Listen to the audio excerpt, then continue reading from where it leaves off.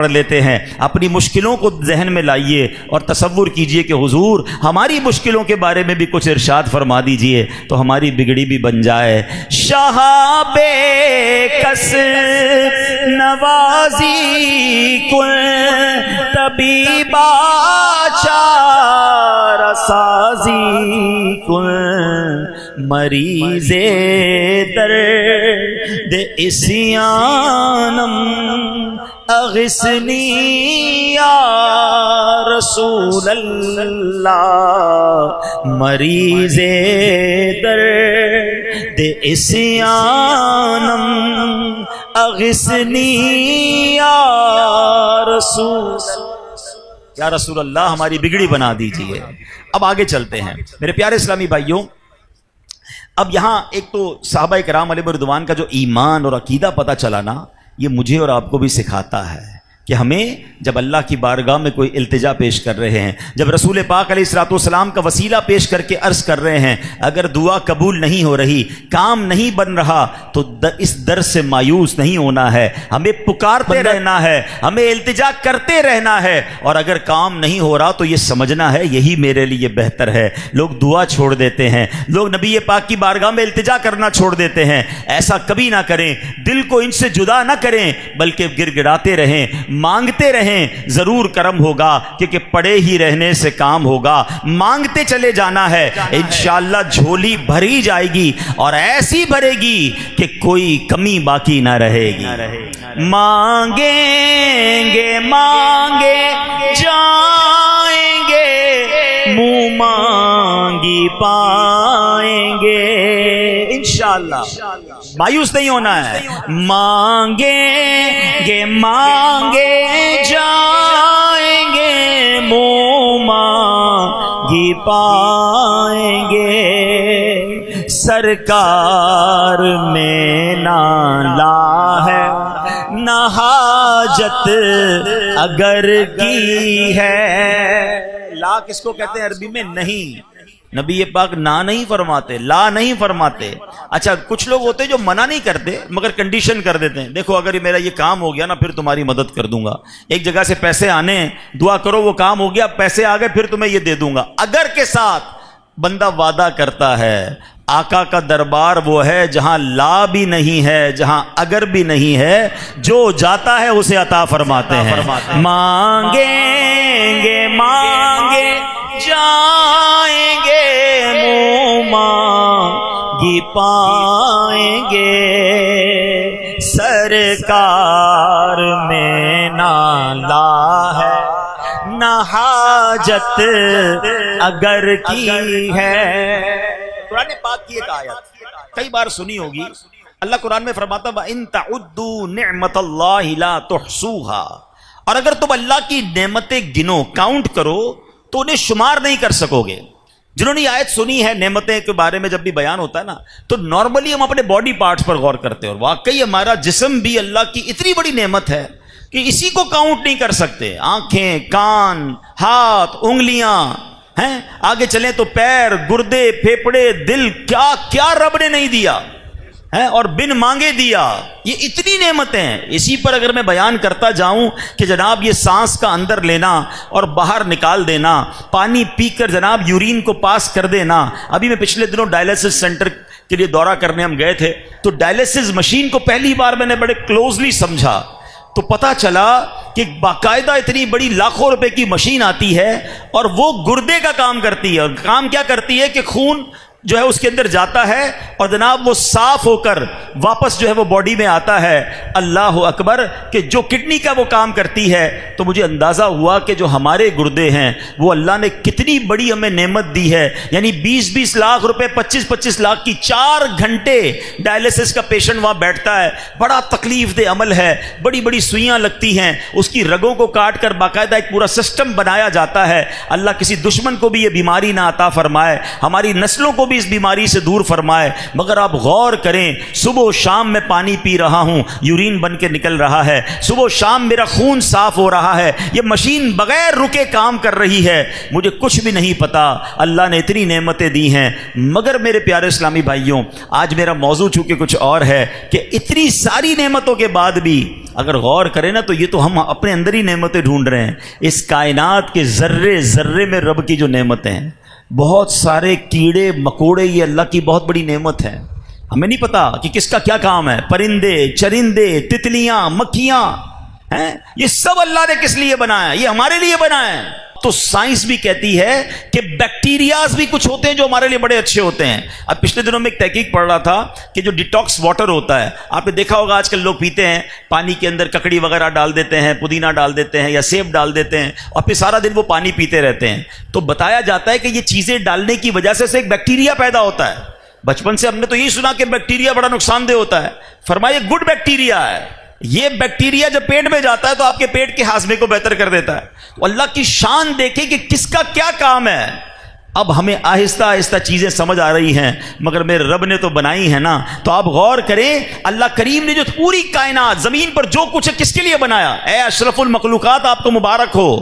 اللہ قرآن میں فرماتا ہے هو الذی خلق لکم ما فی الارض جمیعا، وہی ہے جس نے جو کچھ زمین میں ہے سب تمہارے لیے بنایا ہے. ہمیں رب نے اپنے لیے بنایا ہے اور ہمارے لیے سب کچھ بنایا ہے، مگر مسئلہ یہ ہے کہ ہم سب کچھ کو حاصل کرنے میں کھو گئے. جس لیے رب نے بنایا تھا وہ بھول گئے، اللہ کی اطاعت بھول گئے، اللہ کی عبادت بھول گئے. یہ ساری کائنات ہمارے لیے بنائی ہے، ہمیں اشرف المخلوقات بنایا ہے. ہم نے شہد کے واقعے سے بیان کو سٹارٹ کیا تھا. اسی مہینے کی 20 تاریخ کو دنیا بھر میں شہد کی مکھیوں کا عالمی دن منایا جاتا ہے. یہ اویئرنیس پوری دنیا کو دی جاتی ہے کہ اس نعمت کی قدر کیجئے اور یہ ضائع نہ ہو جائے. اے میرے پیارے اسلامی بھائیوں، بڑی عجیب باتیں آج آپ کو پتہ چلیں گی کہ انسانی نسل جو ہے نا، ہماری انسانی نسل کی بقا بھی یہ شہد کی مکھیوں کے ساتھ جڑی ہوئی ہے. ایک رپورٹ کے مطابق اگر پوری دنیا سے شہد کی مکھیاں ختم ہو جائیں، 4 سال کے بعد انسانی نسل بھی ختم ہونا شروع ہو جائے گی. اب اس کی وجہ کیا بتایا جاتا ہے کہ پودے جتنے بھی ہیں ان میں پولینیشنز ہوتا ہے. مکھیاں ایک پودے پر بیٹھتی ہیں اور ان کے پیروں میں کچھ خاص قسم کے ذرات لگ جاتے ہیں، پھر یہ اڑ کے دوسرے پودے پہ بیٹھتی ہیں تو یہ ذرات ٹرانسپورٹ ہو جاتے ہیں، دوسرے پودے پہ پہنچتے ہیں، اور اس طرح یہ پودوں کی افزائش ہونا شروع ہوتی ہے. یہ سبزیاں، یہ فروٹ، یہ جتنے پودے ہیں یہ اس طرح ٹرانسپورٹ سسٹم کے ذریعے یہ بڑھتے چلے جاتے ہیں اور ان کی نسل بھی بڑھتی ہے. اگر یہ رک جائے سسٹم تو بتایا جاتا ہے کہ عالمی ادارہ خوراک کے مطابق دنیا میں پودوں کی 80% پیداوار شہد کی مکھیاں اور تتلیاں بنتی ہیں. یہ جو ٹرانسپورٹ ہو رہی ہوتی ہے ایک پودے سے دوسرے پودے سے تیسرے، فرمائے یہ اس کے اندر جو ذرات ہیں یہ ٹرانسپورٹ کرتی ہیں. 80% پودوں کی نشو و نما کی وجہ شہد کی مکھیاں اور تتلیاں ہوتی ہیں. اور اب آپ ذرا غور کریں، یہ میرے بزرگ بیٹھے ہیں جو میری ایج یا اس سے بڑی عمر کے ہیں، ہم نے اپنے بچپن میں اپنے گھروں کے پاس تتلیاں اڑتے دیکھی تھیں. ہم نے اپنے بچپن میں جناب گھر کے باہر درخت لگا ہوتا تھا، اس پر شہد کا چھتا ہوتا تھا. ابھی آج کی جنریشن نے تو شاید کراچی میں کوئی چھتا بھی نہیں دیکھا. تتلیاں بھی شاید ٹی وی پر یا ویڈیو پر دیکھی ہوں گی. ہم اسکول میں جاتے تھے، ہمارے اسکول میں پودے لگے ہوتے تھے، وہاں تتلیاں ہوتی تھیں. یہ سب کہاں چلی گئیں؟ یہ اس کی بڑی وجہ یہ ہے، ہم اس دنیا میں پہلے ایک بات سمجھ لیں، اللہ نے یہ زمین صرف انسانوں کے لیے نہیں بنائی ہے، یہ بہت ساری مخلوق کی یوں سمجھیے زمین ہے. یہاں پرندوں کے لیے بھی گھر ہیں، پرندوں کا بھی اس میں اسٹیک ہے نا جناب. یہاں جانور بھی رہتے ہیں، یہاں تتلیاں بھی رہتی ہیں، یہاں پکھیاں بھی رہتی ہیں. ہم سمجھ رہے سب کچھ ہمارا ہے، توڑ دو سارے درخت کاٹ دیے. سبھی سوچا درخت پہ کون رہتا ہے؟ اللہ نہ کرے کسی کا گھر گرا دو، کتنی تکلیف ہوگی. ہم یہ سوچتے نہیں کہ ایک درخت گرا کر پتہ نہیں کتنے 100 پرندوں کا گھر ہم نے ختم کر دیا، کتنی مکھیوں کی یہاں رہائش تھی وہ ہم نے ختم کر دی، اور ایک دو نہیں پورے باغ ختم کرتے جا رہے ہیں. جناب ہمارا کراچی شہر، کبھی جہاز میں آئے نا کراچی تو آپ کو اندازہ ہوگا کہ ایسا لگتا ہے کانکریٹ کا جنگل ہے، صرف عمارتیں، گرین نام کی درخت نام کی کوئی چیز اوپر سے نظر ہی نہیں آتی ہے.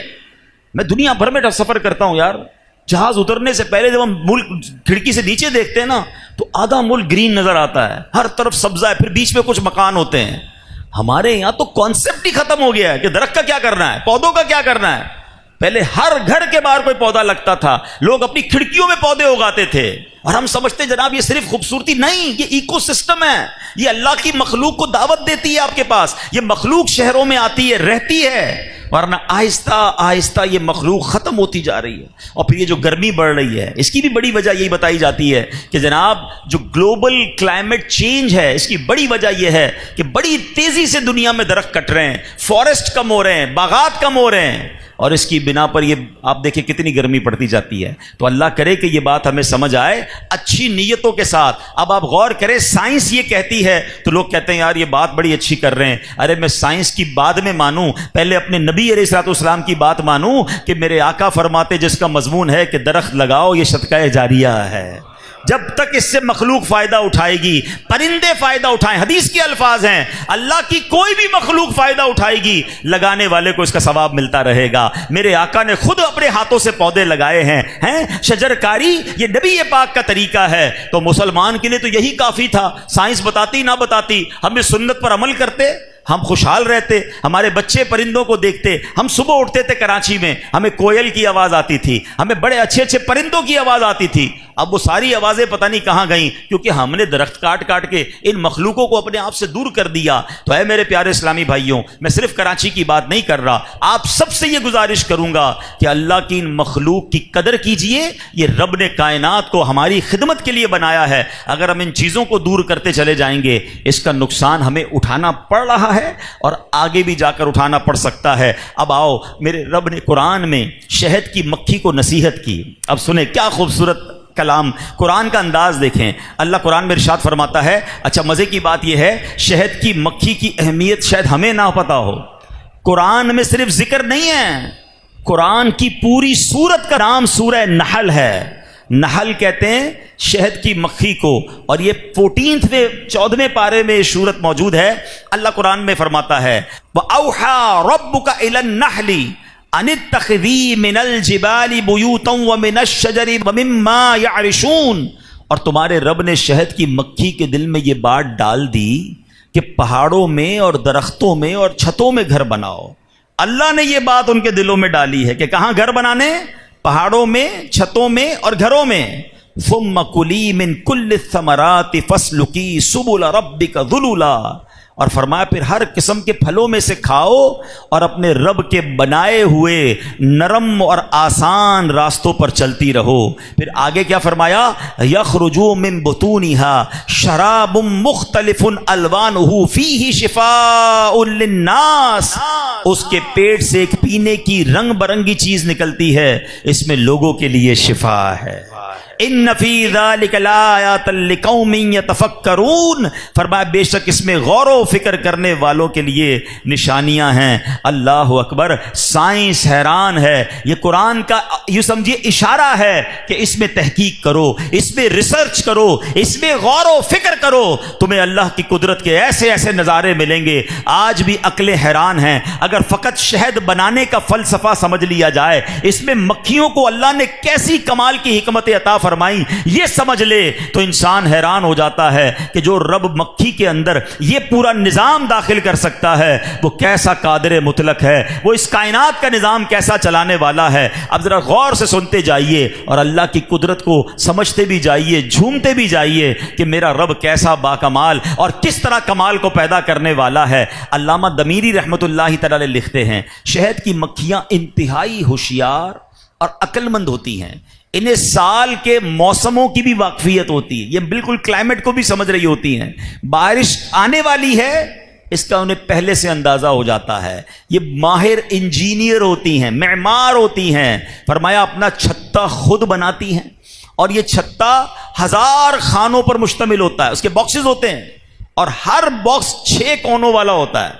اور جو جیومیٹری کے اسٹوڈنٹ ہیں، سائنسدان بتاتے ہیں، جیومیٹری کے اسٹوڈنٹ بتاتے ہیں کہ جب 6 خانوں والا آپ کوئی بھی باکس بنائیں گے وہ سب سے کم جگہ گھیرے گا، یعنی پورا آپ کی جگہ یوز میں آئے گی، کوئی جگہ ضائع نہیں ہوگی. تو 6 کونوں والا یہ کھانا بناتی ہیں، باکس بناتی ہیں. پھر فرمایا کہ علامہ دمیری رحمۃ اللہ تعالی مزید لکھتے ہیں کہ حیرت کی بات تو یہ ہے کہ شہد کی مکھیاں یہ چھتا بنانے کے لیے کوئی اسکیل، کوئی کمپاس، کوئی پرکار یوز نہیں کرتی ہیں، مگر کمال یہ ہے کہ تمام کے تمام باکس ایک ہی سائز کے ہوتے ہیں، اس کی گہرائی ایک سائز کی ہوتی ہے۔ اللہ اکبر، ان میں کام تقسیم ہوتے ہیں، کچھ مکھیوں کا کام شہد بنانا ہوتا ہے، کچھ کا کام موم بنانا ہوتا ہے، کچھ چھتا تعمیر کرتی ہیں، کچھ پانی لاتی ہیں، یہ سب مل جل کر زبردست تقسیم کاری کے ساتھ یہ شہد بناتی ہیں۔ اللہ اکبر، اب ذرا غور تو کیجئے نا، یہ نظام کس نے ان کے دلوں میں ڈالا، یہ سسٹم کس نے انسٹال کیا، یہ ذمہ داری کس نے ان کو دی؟ اللہ اکبر، تو بے ساختہ دل سے آواز نکلتی ہے کہ وہی تو ہے جو نظام ہستی چلا رہا ہے، میرا خدا ہے۔ کیوں اللہ سے پیار نہ کریں؟ ہیں کیسے بد نصیب لوگ ہیں جو کہتے ہیں دنیا میں اللہ ہی نہیں ہے، کوئی خدا ہی نہیں ہے۔ ارے مجھے بتاؤ تو صحیح، کیا بغیر سسٹم بنائے، بغیر آرڈر دیے کبھی اس طرح کوئی تعمیر ہو سکتی ہے؟ چیز ایک شہد کا چھتا بتا رہا ہے کہ ایک ایک مکھی کو پتا ہے میں نے کیا کام کرنا ہے، ایگزیکٹلی کام نان اسٹاپ صدیوں سے جاری ہے اور قیامت تک جاری رہے گا۔ تو یہی خود میرا خدا ہے۔ تو اے میرے پیارے اسلامی بھائیوں، اب یہاں سیکھنا کیا ہے؟ ایک تو شہد کے بارے میں پتا چلا، اللہ کی قدرت کے بارے میں پتا چلا، آگے جا کے بتاتا ہوں آپ کو کہ شہد کتنی بڑی شفا والی چیز ہے، استعمال کرنا چاہیے۔ مگر ہم نے اس قرآن کی آیت سے جو سیکھنا بیان کروں گا، اس آیت کو خوبصورت انداز سے سمجھتے ہیں۔ قرآن کی کیا بات ہے؟ اللہ نے قرآن میں کیا فرمایا؟ ان اتخذی من الجبال بیوتا ومن الشجر ومما یعرشون۔ اللہ نے کیا فرمایا کہ پہاڑوں اور درختوں اور چھتوں میں گھر بناؤ۔ مکھیاں کتنی فرما بردار ہیں، ان تین جگہوں کے علاوہ آپ کو کہیں بھی چھتا نہیں ملے گا۔ پہاڑوں میں ملے گا، پھر فرمایا درختوں میں اور گھروں میں، اس کے علاوہ کہیں نہیں ملے گا۔ فرما برداری دیکھیے گا۔ پھر فرمایا ثم کلی من کل الثمرات، پھر ہر قسم کے پھلوں سے کھاؤ۔ کیا فرمایا؟ پھلوں سے کھانا ہے۔ گندگی پر کبھی بھی آپ کو شہد کی مکھی نظر نہیں آئے گی۔ جو اللہ نے آرڈر دیا آپ کو شہد کی مکھی پھلوں پھولوں پر ہی نظر آئے گی۔ پھر فرمایا فَاسْلُكِي سُبُلَ رَبِّكَ ذُلُلًا، اور اپنے رب کے بنائے ہوئے نرم و آسان رستوں پر چلتی رہو۔ اب ذرا غور کریں پیارے اسلامی بھائیوں، شہد کی مکھی کیسی فرما بردار ساری دنیا میں، بلکہ انہوں نے تو ترتیب کا بھی خیال رکھا ہے۔ اللہ نے پہلے کیا فرمایا؟ کدھر بنانا ہے؟ پہاڑوں میں۔ سب سے زیادہ چھتے آپ کو پہاڑوں میں ملیں گے، سیکنڈ نمبر پہ چھتے آپ کو درختوں میں ملیں گے، تیسرے نمبر پر چھتے آپ کو کبھی کبھی گھروں میں مل جائیں گے۔ تو پتہ چلا ایک تو تیسرے سے چوتھے پوائنٹ پر نہیں گئے، بلکہ اس ترتیب کا خیال بھی شہد کی مکھیاں رکھ رہی ہیں جو حکم رب نے قرآن میں دیا ہے۔ پھر فرمایا پھلوں اور پھولوں کا رس، کوئی گندگی کسی کچرے کے ڈھیر پر آپ کو شہد کی مکھی نہیں ملے گی۔ علماء کہتے ہیں جو شہد کی مکھی اللہ کی ایسی فرما برداری کر رہی ہے، جو آرڈر دیا ہے اس کو پورا کر رہی ہے، تو اس کا صلہ کیا ملا کہ اللہ نے پھر اس کے اندر کیا بنایا؟ یخرج من بطونها شراب مختلف الوانہ فیہ شفاء للناس، اس کے پیٹ سے ایک پینے کی رنگ برنگی چیز نکلتی ہے جو لوگوں کے لیے شفا ہے۔ فرما برداری کرو، پھر دیکھو صلہ کیسا ملتا ہے، اجر کیسا ملتا ہے، پھر شفا نکلتی ہے۔ تو سبحان اللہ، یہ شہد کی مکھی مجھے اور آپ کو سکھا رہی ہے کہ جدھر جانے کا حکم دیا ہے اے بندوں ادھر جانا۔ میں تو مکھی، تم تو اشرف المخلوقات ہو، تم تو نبی پاک کے امتی ہو۔ مجھے رب نے فرمایا پھلوں اور پھولوں کے علاوہ کہیں اور نہیں جانا، میں گندگی پر نہیں جاتی۔ تم مسلمان ہو کر حرام کیسے کھا لیتے ہو؟ تم مسلمان ہو کر حرام کیسے کما لیتے ہو؟ ارے مسلمان ہو کر لوگوں پر ظلم کر کے پیسے کیسے چھین لیتے ہو؟ حلال کمانا جو اللہ نے اجازت دی ہے، کیونکہ جب سے میں نے فرما برداری شروع کی ہے اللہ نے مجھے شفا والا، میٹھا میٹھا شہد بنانے والا بنا دیا۔ اے مومنو، تم بھی رب کی فرما برداری کرو، اللہ تمہیں بھی شفا والا شہد جیسا میٹھا میٹھا اجر عطا فرما دے گا۔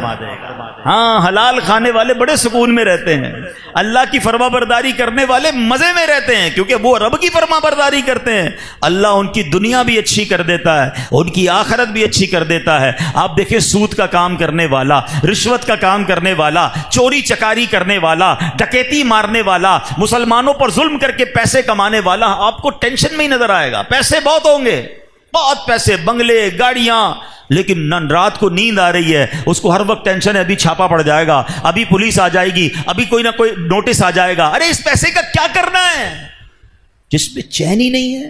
ہے؟ بہت خوبصورت مثال علماء نے دی کہ دیکھو کھانے میں بھی شہد کی مکھی وہی کھاتی جو رب نے بتایا، چلتی بھی اسی راستوں پر جس میں رب نے بتایا ہے، اور گھر بھی وہی بناتی جہاں رب نے بتایا۔ تو اللہ نے صلے میں کیا دیا؟ ساری دنیا کی مکھیاں ایک طرف، شہد کی مکھی کیسی مبارک کہ اس کا ذکر قرآن میں فرما دیا اور اس کو شفا والا شہد عطا فرما دیا۔ یہ میسج ہے ہم سب کے لیے کہ جو رب نے فرمایا ہے تم ویسی زندگی گزار لو، اللہ تمہاری دنیا بھی اچھی کر دے گا، تمہاری آخرت بھی اچھی کر دے گا۔